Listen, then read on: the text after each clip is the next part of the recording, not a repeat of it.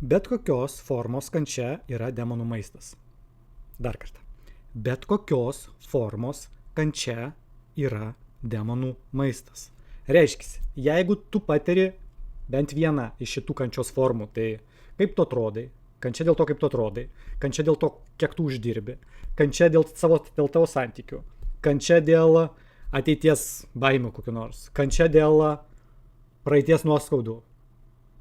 Jeigu bent vieną iš tų kančių patiri, tu esi maistas.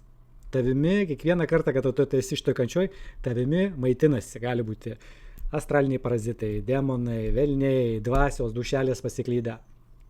Tai, ką tu jauti, ta kančia yra maistas. Kad prie tavęs prisijungt, tau tiesiog reikėjo nusileisti iki to dažnio, kuris atitinka tų gyventojų dažnį, tai yra žemutinio pasaulio gyventojai, ir kai tik tais tavo dažnis numuštas, ar per alkoholį, ar per narkotikus, ar per traumas kažkokias didelės emocinės, netgi avarijas, kada tu patiri didelį šoką, tavo visi kanalai atviri, prisikabino, ir tada tiesiog tai būtybei reikia palaikyti tavo dėmesį ties kažkokią tai kančios formą, ir kada tu esi toj kančioj, viskas, tu esi maistas, tu esi fermos dalis ir tavimi tiesiog maitinasi. Aišku, čia, ką aš pasakiau, greičiausiai supras tik tais keli procentai, nes, tai gali skambėti labai kosmiškai ir fantastiškai.